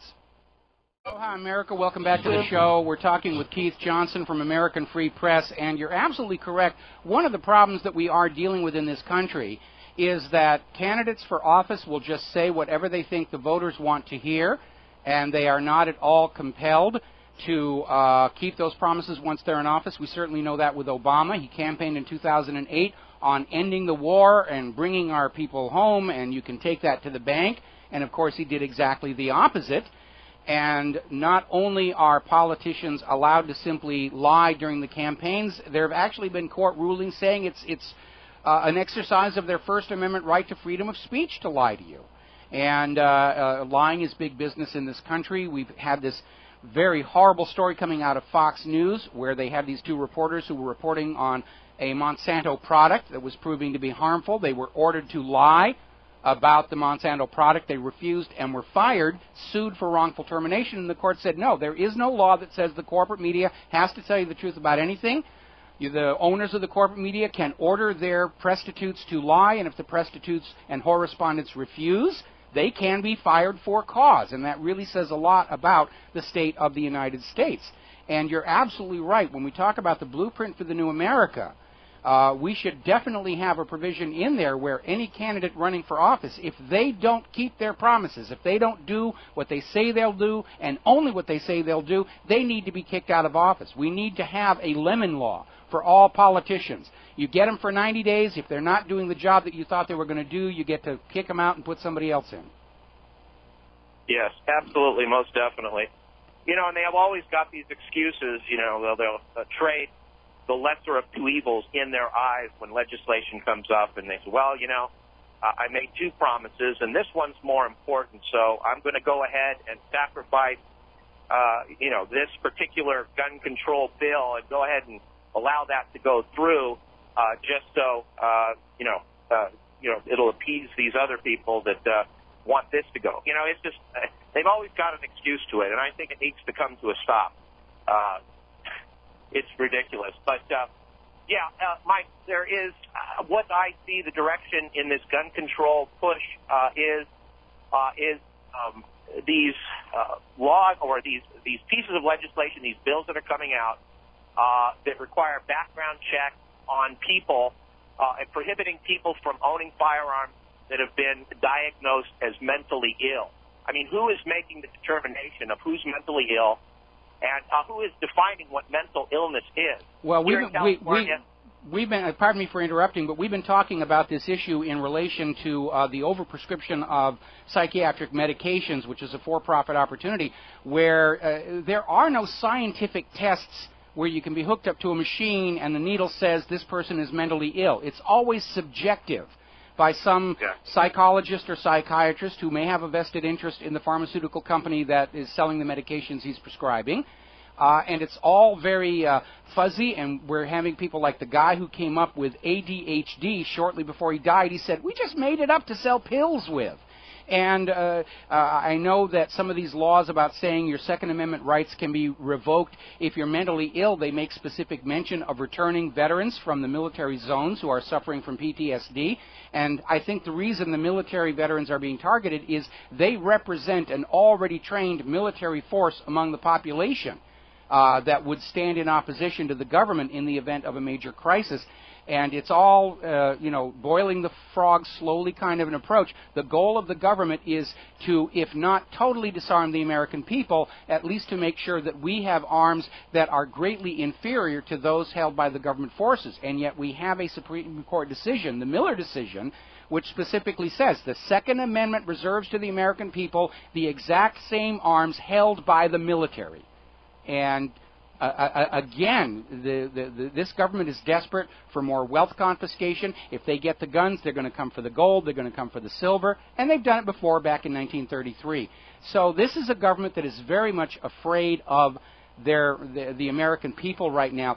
And it's kind of interesting when I was having a discussion about the John F. Kennedy assassination recently, and we were talking about that Mannlicher Carcano rifle that was planted on Oswald, and it was the world's worst shoulder weapon. The scope had a manufacturing defect. The reticle, the target crosshairs could not even be lined up where the bullet was going, and everybody's saying, why did they put that rifle on him? Why not a more credible assassination weapon like a Mauser? And the reason was, at that time, Fidel Castro, the evil dictator, the tyrant, we were all being told, was importing shiploads of Mannlicher Carcanos to give to the Cuban people to make sure there wasn't going to be a repeat of the Bay of Pigs. And so we had this guy that we're told is a dictator giving guns to his own people. And here in the land of the free, we're told our government's trying to take them away. Same thing with Iraq under Saddam Hussein. We were told what an evil tyrant he was. Gun laws were very loose there. You could have fully automatic weapons. And here in this country, they're trying to disarm the people. All of our leaders are riding around in these armored tanks. They're clearly very much afraid of the American people right now, and that is the real agenda, because we know every single study shows that when the law-abiding citizen are allowed to have guns, crime will go down. But this government doesn't care what's good for the people. They're only looking at what's good for themselves, and what's good for the government right now is a totally disarmed, helpless, and dependent population. Yeah, most definitely. If you look at pictures and videos of Saddam Hussein walking through Baghdad or standing on a balcony, you see people who are armed. They have automatic weapons in their hands. I remember those videos. And yet we have our politicians who are, they're behind bulletproof glass. They'll cordon off complete blocks, and they'll search people coming in. It's just absolutely ridiculous. And they are completely 100% afraid of the American people. And I think that most of your listening audience would agree that the federal government is by far the greatest threat to our safety and our security. So why would you provide the enemy with vital intelligence? And that's really what gun registration is. They're collecting intelligence on whom they perceive as their enemy. So why would you voluntarily give them, why would you reveal your position? How many soldiers you have stationed there and the types of weapons that they have, okay? I don't think the U.S. military would think that that's a good idea to provide the perceived enemies with this kind of intelligence. So why would we do this? I'm sure that's a big part of the NSA spying on all of our Facebook posts and everything, is they're looking for information on people saying, I went target shooting this last week, and they're building those databases as well. Just like they're trying to, now they've started registering gold purchases by the American citizens, so they know where to go to get the gold to prop up the banks. Mm-hmm. And, the California has a system. It's called the Armed Prohibited Persons System, which is a database of registered gun owners, and it's cross-referenced with those who've been diagnosed with mental illness. And like we say, it's very easy to get on this list. You could go talk to a psychiatrist and say that you're, perhaps a family member just died, or you're dealing with emotional struggles that are just associated with everyday life. And there is legislation out there that is forcing medical professionals to provide the government with information of people who have had serious, or have had episodes, and then you get on this list. You're cross-referenced. The California Department of Justice is going out with agents. They just funded $24 million to expedite this APPS system, this Armed Prohibited Persons system, to go out and knock on doors to collect legally purchased firearms from people who have been diagnosed with some sort of mental illness, or they're taking prescription drugs, whether it be these serotonin uptake inhibitors and whatnot. And it's happening all over California now. And it's happening in New York. It's happening in New York as well. Right, and there's legislation that is, I mean, this is a model program in California and in New York, and they're trying to get this nationwide. But those who live in California, if you we got to take a break. I'm sorry to cut you off. We got to take a break. 4-minute break. We'll be right back with Keith Johnson from American Free Press and Gun Rights. Hi, America. Welcome back to the show. We're talking with Keith Johnson from American Free Press, and talking about this idea that they're starting to pass laws where the government can go out and knock on the door of law-abiding citizens with legally owned firearms and confiscate those firearms on the grounds that the person is potentially mentally ill is a very slippery slope, because in recent months we have seen the government trying to sell the idea that people who doubt the official government story on anything are by definition mentally ill, which is an old tactic from the Soviet Union. So if you don't believe the official story of 9/11, you must be suffering a mental illness. If you think the Federal Reserve is somehow very damaging to our economy, you've got to be mentally ill. And basically this is a mechanism by which those people likely to take a stand against government encroachment are going to be selectively disarmed. Yes, most definitely. There was a gentleman here in the state of Tennessee where I currently live. I'm originally from California, but he was on this show called Doomsday Preppers, and he has a radio show or a YouTube channel, something like that. But anyway, he went in. He had chest pains, and the doctor told him that he needed to have certain things done, and he said, "No, thank you." So he left, and this doctor came up with the diagnosis that he was suicidal.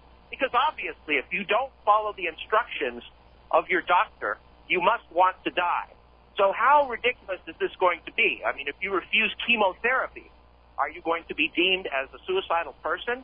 I mean, this is not too far-fetched, because this gentleman, when he went home, he was forced, the police came, they forced him into an ambulance, and they confiscated his firearms. And as far as I know, he has not received those firearms back. So like you say, it is a very slippery slope. And I was going to say that I'm glad you did touch on that there is efforts being made out there to classify those who are considered conspiracy theorists or, as a mental illness. Mm-hmm. Believe it or not, you go in there and you simply say, listen, I believe that there is a conspiracy by this government to take our guns. That could potentially result in a diagnosis of mental illness, and your gun rights could be taken away. So this is something that people really need to follow. And as far as the California and New York laws where these agents are going out knocking on your door, you have to understand that they do not have the probable cause for a search warrant. So they will use the art of persuasion to try to get into your door. Mm-hmm. They can't confiscate your firearms simply because you're on a database. So all you have to do is tell them, please go away, close your door, and they can't do anything. Well, these are very, very dark times. And again, in a nation where crime is going through the roof for economic reasons and because the police are just not going to be there to deal with the crime, it is just only common sense that law-abiding American citizens have a right to keep and bear arms equal to those in the hands of the criminals. Very clearly, the government is not concerned with your welfare and your health and your safety. They're just concerned with managing you like a herd of property, and that includes disarmament, total surveillance. They'll tell you what to eat, what not to eat, what medications you must take, what medications you're not allowed to take.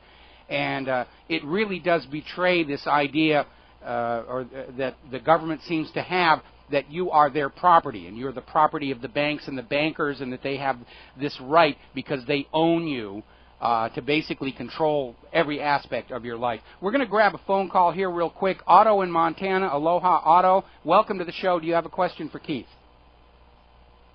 Aloha, Michael. I'm a listener, a short-time listener. I've been listening 3-4 months. Listen, I have some information for you and your listeners. And the key word here is jurisdiction, okay? Mm-hmm. I have to explain, I'm foreign-born, okay? I grew up in Czechoslovakia. In 1968, I was throwing rocks at the Russian tanks that came rumbling through my town. And I lived under communism, although I was young, I remember, okay? And what we have going on here in America today is very, very scary. Okay? Yes. We're on the verge of collapse, like you say all the time, very, very dark times.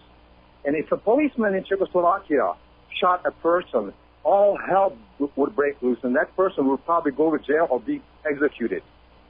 You mean the officer? They do it here with wanton. And anyway, back to jurisdiction. I have discovered recently, if you have been interested in law, okay, linguistics. I didn't speak a word of English when I came here at the age of 16. I graduated from high school with a 3.6 grade point average. Went to some college, but I didn't do well in there because I lost control over myself, you know. I understand how that goes. Anyway, if we could get to the jurisdictional point because we're coming up on a commercial break. Sorry, I have discovered recently in studying law that the definitions for the United States, there are three definitions. You know, the land mass that it occupies, it's the nation among nations, and it's the federal government. And the federal government has no business in the state. Okay, we are not a nation. We are a confederacy of 50 separate, independent, sovereign states. I'm a Montanan because I chose to live in Montana. Now, in the United States codes, which are 51 codes, okay, 50 or 51. In there, they publish the original organic laws of this nation, of this confederacy, which is the Declaration of Independence, which I deem to be the greatest document ever written by human beings. And the second one is the Articles of Confederacy. Those laws are on the books. They have never been rescinded, revoked, or somehow done away with. And they mention the word free inhabitant in the Articles of Confederation. Okay? And starting with George Washington, that hoodlum, who never signed the Constitution. He took an oath, an oral oath. Okay? They had a secret congressional convention, okay? And what they did is they created the United States Constitution, okay, which is not the one that we think it is. It was to administer the territories and possessions of the United States.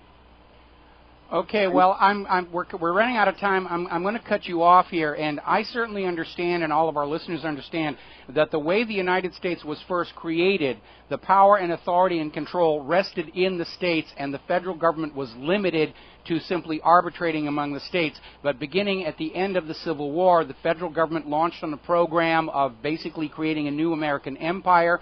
We know they have overstepped their legal authority. We know they have overstepped the limits of the Bill of Rights and the Constitution. The question is what to do about it. I oppose the idea of a violent revolution in this country because this federal government is already prepared to fight and win that war. What this government cannot deal with, what they cannot handle, is 300 million Americans standing up peacefully and shouting to the rest of the world, we will not be the wallets of last resort for Wall Street's crimes and Washington, D.C.'s fiscal failings, and the message is getting out. So I know we can argue about the letter of the law, but it's rather a futile exercise when we have a federal government that isn't following its own laws. They didn't even follow their own law with Obamacare, which is why we now have this lawsuit making its way through the federal court. So, Otto, we're going to let you go here. And, Keith, before we get to the commercial break, what is a website you would like our listeners to read more of your writings at? Oh, yes, please visit the website of American Free Press. That's AmericanFreePress.net. And you can also call our toll-free number, 888-699-NEWS. That's 888-699-NEWS. We are a newspaper. We also, we have a website where we post some of our stories, but if you want to get the whole scoop, you would want to subscribe to our newspaper, and I encourage you to do that. You can get an online subscription for more than less the cost of a carton of cigarettes or a case of beer. And this is something you can carry around with you. You can share it with your friends, a newspaper, if you're out there and you write down a website on a piece of paper, it's going to get lost. It's going to get lost in the wash, or someone's going to throw it away. But if you give them a newspaper, something they carry around with them and share it with others, I still believe in the power of the press. And the NSA isn't looking over your shoulder when you're reading something that's on wood, pulp, and ink. Exactly, most definitely. And you can get a subscription, for a nominal fee. For a whole year, I think it's like $50, something like that. But yeah, visit the website of American Free Press, and if you're so inclined, that toll-free number, give them a call, and it's a chronological sequence. You can file it away, and every single week you can see what those top stories are. In the event something happens to the Internet, I don't believe that something is going to happen to the Internet, but at least you have a hard copy, something, you can take into your favorite reading room. Keith, we have to let you go now. We've got a commercial break here. We're coming up on the last segment of the show. I got a couple of hot headlines I got to get to, and Keith, thank you very much. We're going to let you go. We will be right back after these words from our sponsors. Aloha, America. Welcome back to the show here. We got a couple of stories that have been emerging during the last hour. The new spin coming out of the White House is that President Obama was never told that there were problems with the software system, with the sign-up system. How could he have possibly known? That's his latest excuse. Well, Mr. Obama, it's your job to know these things. And I think what they're getting ready to do is Obama is going to dump the software nightmare onto Kathleen Sebelius. She's going to fall on her sword to save His Imperial Majesty. And she's already out there basically destroying herself in the eyes of the public. She's not signing up for Obamacare. She's already got compliant health care coverage. She's not having to use the system. She's not going to have to go through all of that stuff. It's just for you, the plebes, the serfs, to have to go through here.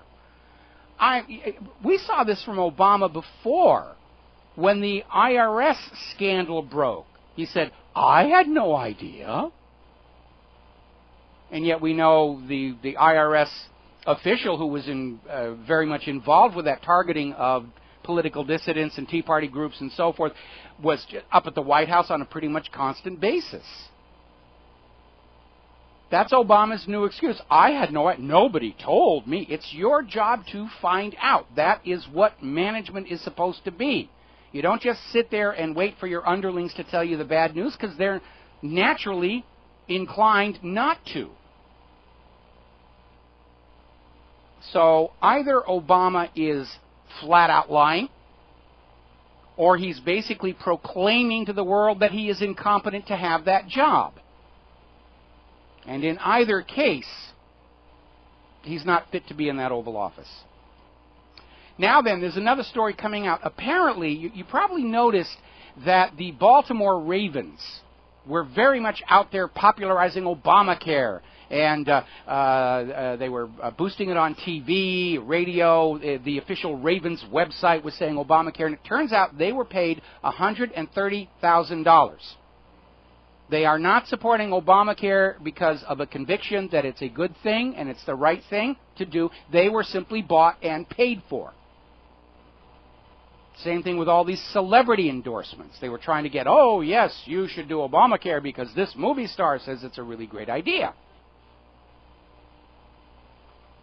Now, new development over on the NSA spying scandal, and apparently this is turning into a major diplomatic whoopsie regarding Germany, the fact that they were tapping into Angela Merkel's cell phone. I don't think she's a criminal, any more so than any other world leader. I don't think she's a terror suspect, any more or less than any other world leader.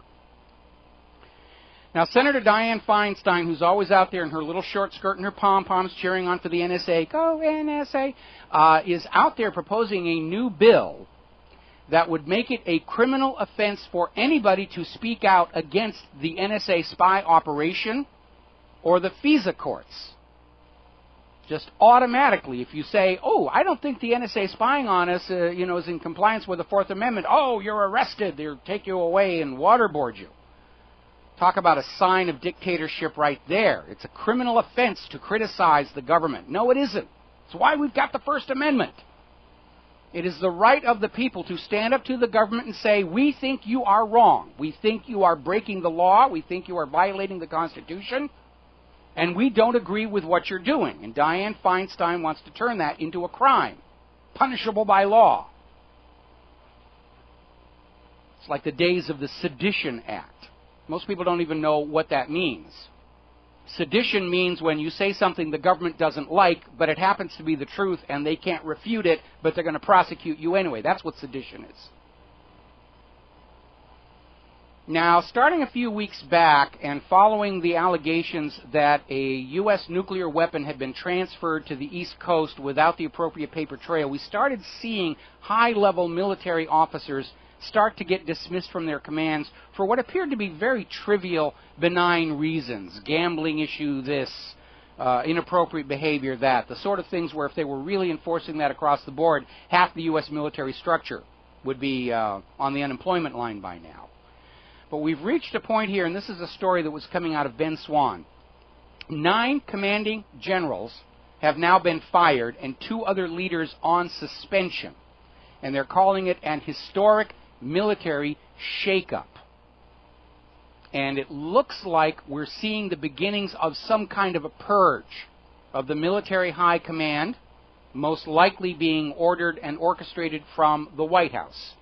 Now, are they getting rid of potential coup plotters, or are they getting rid of those military leaders who would refuse an order to confiscate guns from the American people? This could mean one of many things. Meanwhile, over in Nevada, remember Sheldon Adelson? He was out there pouring this huge fortune he's made from his gambling casinos into some of the most rabidly pro-Israel candidates during last year's election. And he's still in legal trouble over in China for bribing government officials over there. But apparently Sheldon Adelson has gone public saying and proposing, suggesting seriously that the United States ought to just go ahead and drop a nuclear bomb on Iran. Just to teach them that they should do what the United States says to do, regardless of that little non-proliferation treaty, and we don't care that you have a right to nuclear power under international law. When the United States says, do, you do, or you will be nuked. And he's out there pushing this whole idea that we're going to nuke Iran to prove that you should not use nuclear weapons. And that makes a huge amount of sense. And I'm sure to Sheldon Adelson, who's 80 and probably does not have all of his mental capabilities still left to him, that sounds like a good idea to do. Yeah, go and nuke the Iranians. That'll teach them. Do what we tell them to do. Now, the rest of the world already recognizes the United States as the rogue nuclear nation, because for all the talk about Saddam's non-existent nuclear weapons and all the talk about Iran's non-existent nuclear weapons, in all of human history, one and only one nation has actually used nuclear weapons of mass destruction against the civilians of another country, and that, of course, is the United States, when they nuked Hiroshima and Nagasaki. Despite the fact Japan was already trying to surrender, but the U.S. wanted to prove to the world that we have these monstrous weapons and the political will to use them. That second bomb especially, Nagasaki, was out there to say, see, we're psychotic enough to actually use these things. You'd better do what we tell you. You'd better show up at Bretton Woods and sign on to that agreement. Interesting little story coming out of Los Angeles. Apparently the city of Los Angeles is considering a ban on GMOs. I don't think it's going to go anywhere. Every place in this country where they talk about labeling or banning GMOs, you have this immense financial and political machine from Monsanto coming on in. But at least they're standing up and talking about it. And the more people talk about it, and the more the public becomes aware, there are problems with these products. And they don't even know how bad or how deep the products go, because the testing is always cut off really soon. Oh, if it didn't kill them in 30 days or 90 days, it's safe for use. And we're finding out that, of course, is completely wrong. We were talking earlier in the show about military waste and the huge spending the U.S. does on these projects. Apparently, the U.S. Department of Defense has canceled this $297 million spy ship project. It's a 7-story tall spy ship. And after spending $300 million, close to $300 million to develop it, they're basically selling it back to the British company that got the contract. And it's called the Army's Long Endurance Multi-Intelligence Vehicle. Oh, it's an aircraft, not an ocean ship. But apparently it's a hovering spy ship. They've spent $300 million developing it. They sent that money to other countries. They didn't even spend that money here in the U.S. Now they've just canceled the whole thing, and they're going to sell what's left of the project back to the British maker, who will turn around, having all the R&D paid for, and probably turn it into a commercial product. They really do not think these things through at all. Interestingly enough, over on eBay, there is an original letter written by Albert Einstein in which he says Jewish terrorists are risking catastrophe in Palestine. So even Albert Einstein did not agree with what was going on over there. There's the music. It's time for us to get on out of here. We'll be back tomorrow on the Republic Broadcasting Network. Please visit republicbroadcasting.org. Hit that donate button. If you're going to buy physical silver and gold, and you ought to be, Republic Trading Group. We'll be back tomorrow. Aloha, America.